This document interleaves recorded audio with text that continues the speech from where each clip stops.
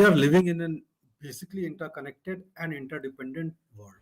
And no, at least today, the myth of self-made person or self-made man is basically does not exist. So the book, what John C. Maxwell has written, Winning with People, basically helps us to create the relationships, nurture the relationships, develop the relationships.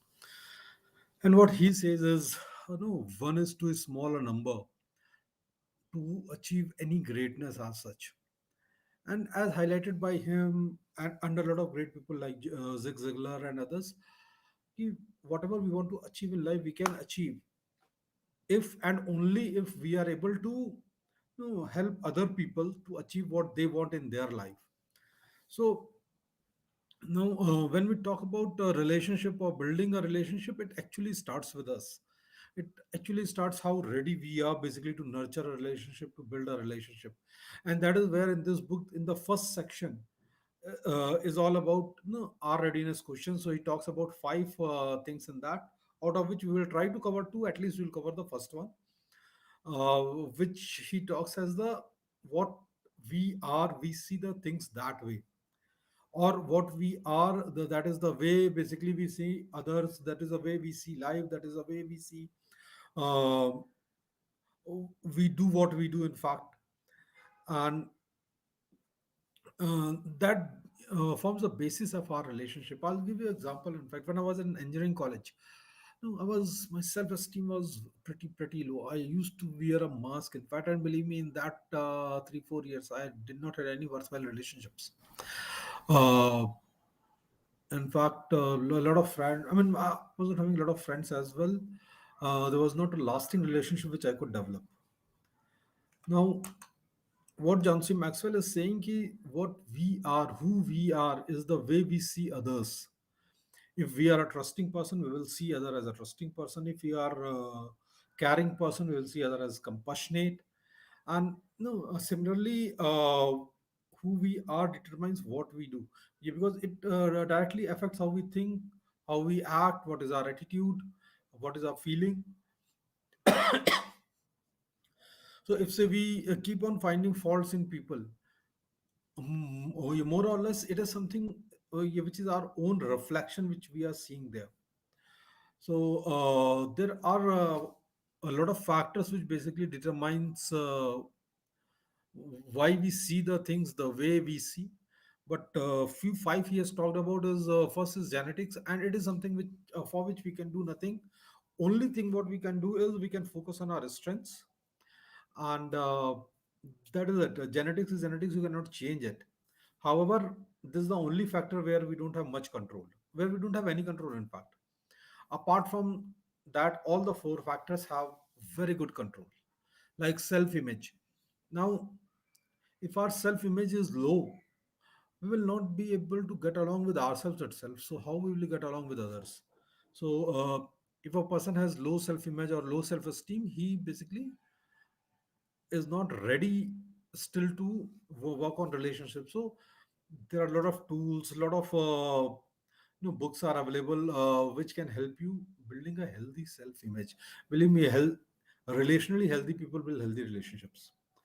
Then the third is experiences in life. See, whatever we have experienced in our life, the thing what has happened to us basically determine the person who we are and how we react to the things.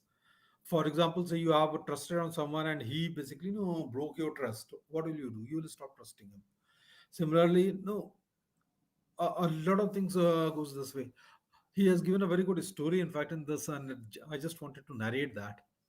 There was a shepherd in a village, and all the villagers had given their sheep to him, and they had told, ki, if you see any wolf, you call us, and we will come and help you out.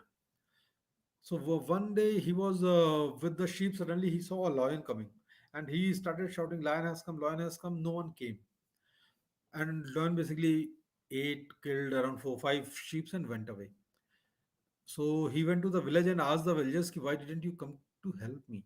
The villagers said, "Boss, no, there are no lion in this part of the world. There are only ools. So you have to see only about ools. So it is the experience basically what we have. And people are normally don't get above those experiences and try to see the things. Then fourth is basically attitude and the choices about those experiences. We don't have any control over what happens to us. You know, what is happening in the circumstances, what people are doing to us, we don't have any control. But we have a control over what is happening inside us, how we are tackling it, how we are seeing it. So we can work on that, and we can increase our self image. We can increase the way we look at the world. We can change our mindset, we can change our feelings.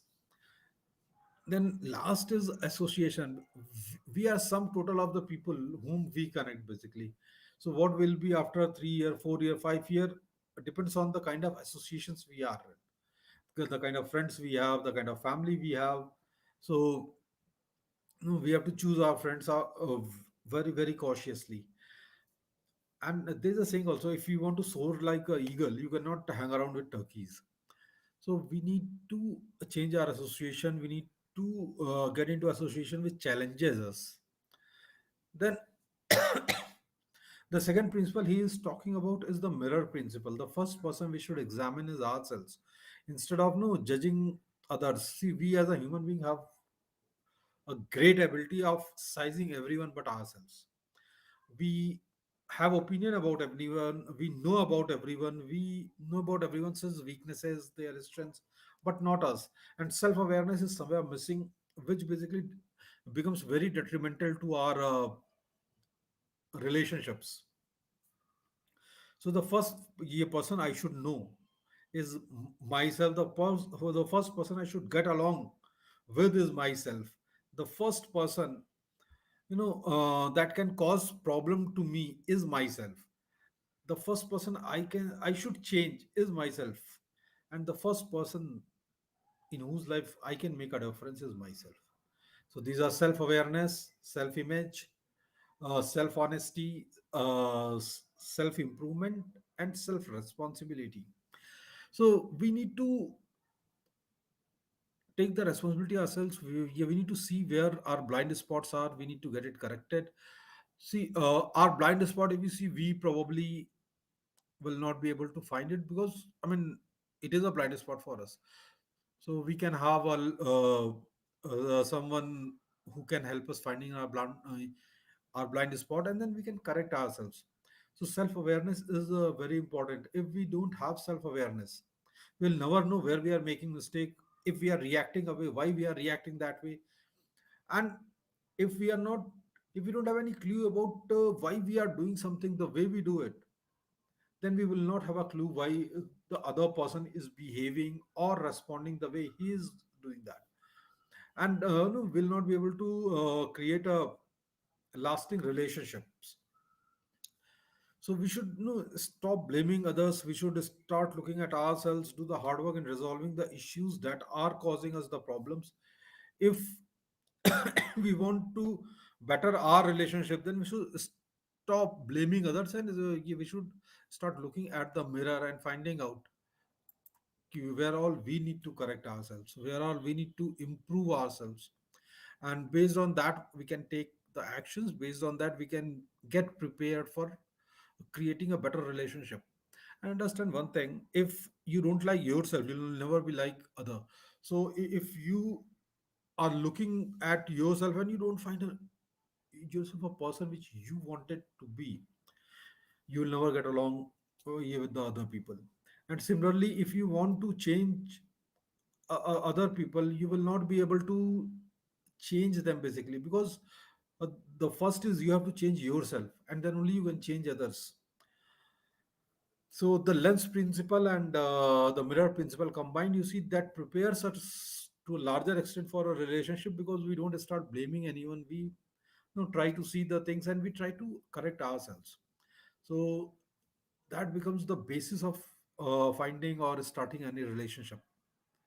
Thank you. Thanks a lot. Next time we will basically discussing the hammer principle. We will discuss elevator principle. remaining three principles basically. So that will complete our first question: are we prepared to build and nurture a relationship? And once we are prepared to build and nurture a relationship, then we can take it forward, how we can do that. So that will be in the second section. Thanks a lot.